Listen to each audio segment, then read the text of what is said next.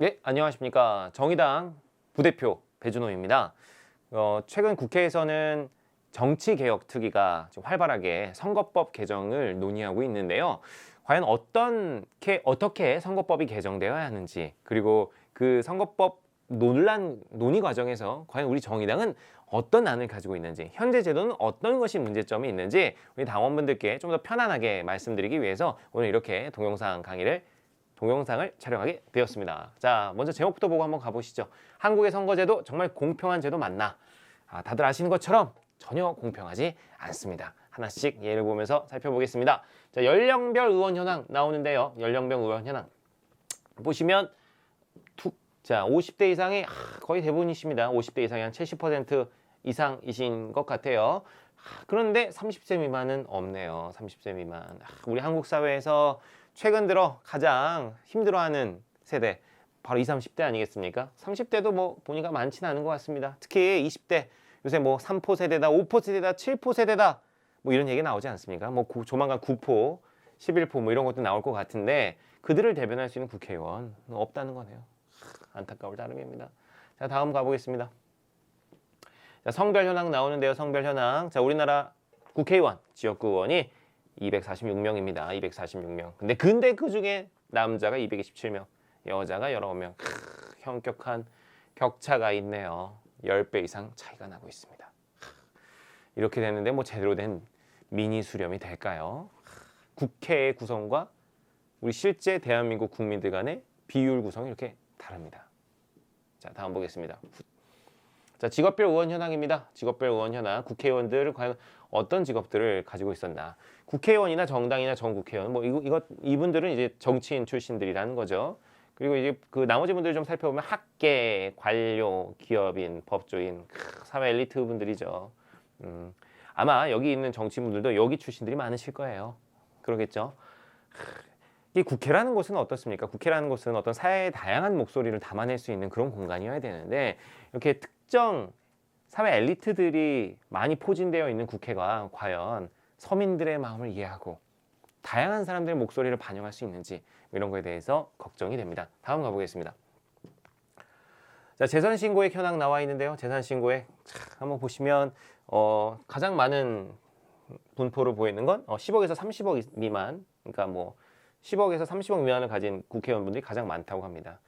아유, 저는 뭐 하여튼 여기에 속하게 될 것 같은데 여기에 속하신 국회의원들은 14명밖에 되시지 않네요. 아마 한국 사회의 상당수가 여기 5억 미만인 이 부분에 다 속하게 될 텐데 이 부분들이 가장 많지 않고 10억에서 30억 정도 되는 자산가들이 국회에 가장 많다는 것이 뭔가 서민의 마음을 국회가 잘 대변해 줄 수 있을까 하는 의문이 듭니다. 자, 다음 또 가보겠습니다. 자, 우리나라 선거제도에 대해서 이제 살펴보겠습니다. 자, 오늘 핵심이죠. 오늘 핵심 얘기는 이제 선거제도.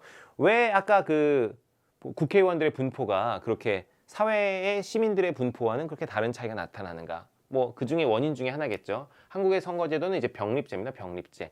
자, 다들 아시는 것처럼 1인 2표를 찍고요. 그리고 그 비례대표와 지역구 의원이 구분돼서 뽑히게 되죠. 그래서 병립제라고 표현을 합니다. 자, 내용 한번 보시면 다 아시는 거지만 그래도 간단하게 짚어보겠습니다.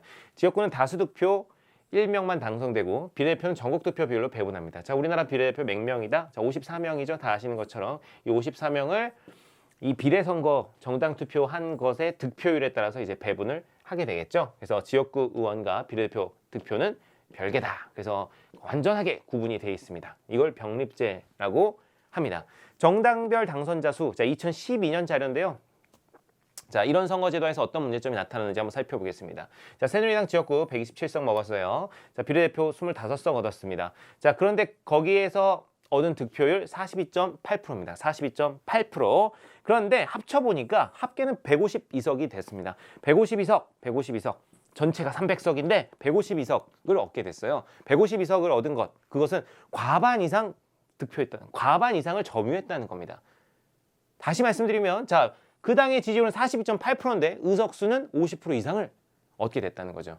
국민들의 민의와 실제 의석수 간의 상당한 괴리가 나타나고 있는 것입니다. 통합진보당도 한번 볼까요? 통합진보당 지역구에서 7석, 비례대표 6석이었습니다. 자, 비례대표 10% 득표했습니다. 자, 전체 의석수 300석이니까 10% 득표하면 그게 제대로 반영된다면 30석이 돼야 될 겁니다. 근데 13석이죠. 엄청난 또 간극이 느껴집니다. 국민들의 민의가 투표를 통해서 국회의석으로 정확히 지금 반영되고 있지 않구나라는 걸 확인할 수 있습니다. 자, 그러면 이제 우리 당이 주로 얘기하는 독일식 정당 명부제는 과연 이제 어떤 제도인가? 독일식 정당 명부제는 우리가 흔히 권역별 비례대표로 알고 있는데 권역별 비례 플러스 병용제입니다. 우리나라 제도는 뭐라 그랬죠? 병립제라고 했죠. 병립제. 독일식은 병용제. 자, 어떤 건지 뭐 일단 내용 한번 살펴보겠습니다. 1인 2표 투표. 요건 이제 우리나라랑 똑같고요. 지역구와 비례 비율이 근데 1대1입니다. 1대1. 자, 우리나라 같은 경우는 지역구가 압도적으로 많죠. 근데 독일 같은 경우는 지역구와 비례 비율이 1대1. 우리나라 얼마죠? 지역구 246, 비례가 54죠. 이거 뭐 비교도 안 되네. 여기 1대1이죠. 1대1 똑같습니다. 지역구. 독일은 600석인데요. 지역구 300, 비례 300. 이렇게 되는 것이죠. 자, 어떻게 하냐? 정당 투표율에 맞춰서 정당별로 권역 내 의석수를 산정하고 권역 내 정당별 의석수에서 지역구 당선자를 우선 인정하고 남은 의석수를 비례의원으로 배정한다. 말이 좀 어려운데 뒤에 예시를 보면서 좀 더 살펴보도록 하겠습니다. 자, 보면 이제 권역별로 배분된 의석을 득표율에 따라서 정당에 배분합니다. 자, A 권역에 10개의 의석이 있다고 합시다. A 권역에 10개의 의석이 있다. 자, A 정당 여기서 몇 %를 득표했다? 40% 득표했다는 거죠. 40%. 그래서 몇 석 배정받냐면 4석 배정받습니다. 자, B 정당 30%. 그럼 몇 석? 3석 배정받습니다. 자, 이렇게 차지한 정당 의석수에서 지역구 당선자를 제외하고 남은 의석을 비례대표 명부로 당선시키는 것이죠. 자, A 정당 4석인데요. 이 4석에서 지역구가 2석 나왔다고 합시다. 그러면은 4석 채워줘야 되니까 남은 2석은 뭘로 채워준다는 거예요? 비례대표로 채워준다는 거죠. 자, A 정당 배분석 4석인데 만약 지역구에서 1석 됐다라고 한다면 비례대표 몇 석? 3석을 얻게 됩니다. 만약에 A 정당 지역구에서 빵석 얻었다. 그러면 지역구에서 몇 석? 4석을 얻게 됩니다.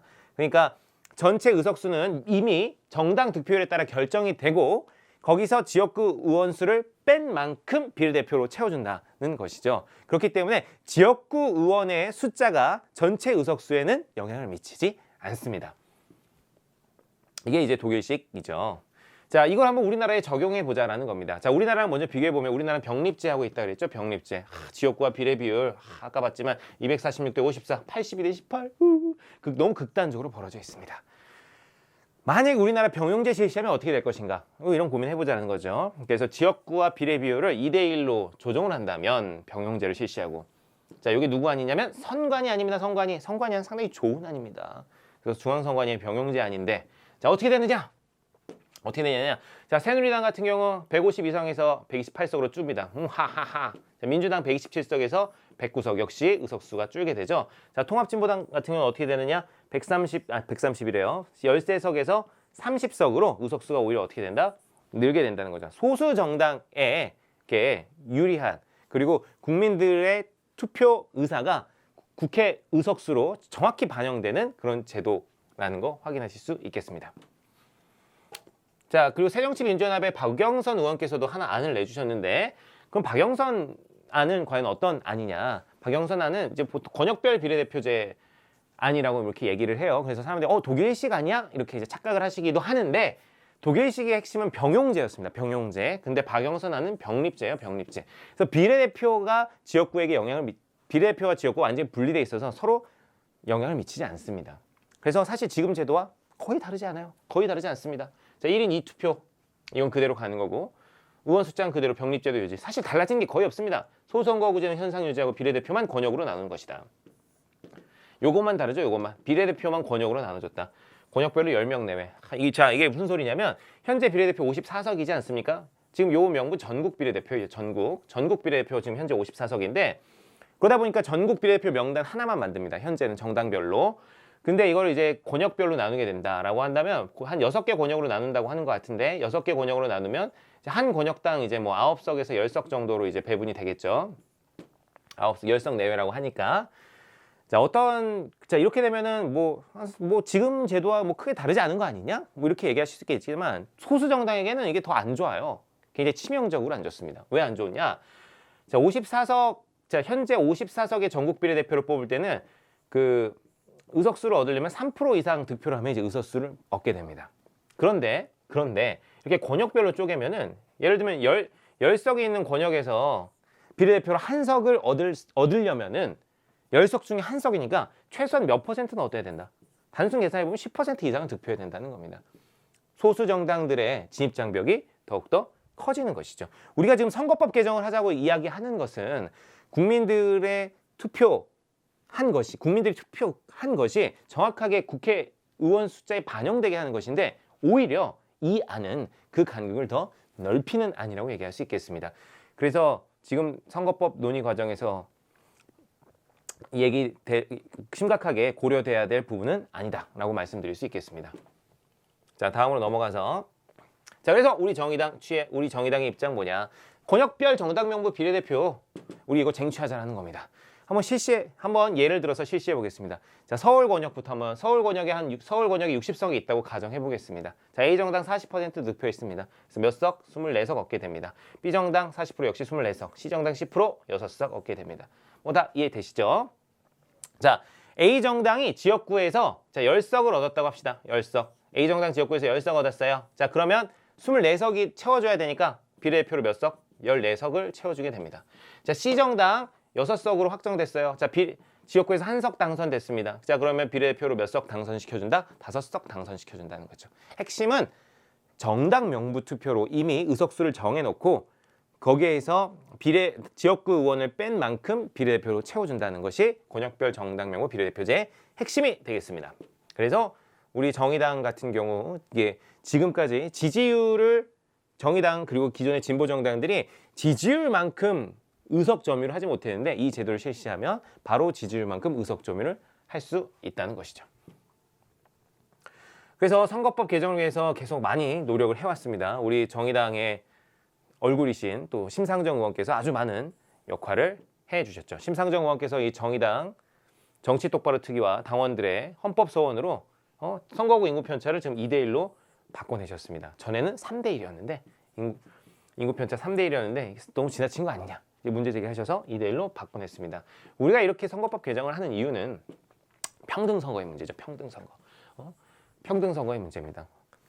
자본주의 사회는 사실은 돈 많은 자와 돈 적은 자 간에 분명한 차이가 있죠. 어떤 삶이 누리는 거나 뭐 여러 가지 사회적 지위나 뭐 이런 차이가 분명히 존재합니다. 근데 이 민주주의에서는 모두가 다 평등합니다. 우리는 다 한 표씩 가지고 있죠.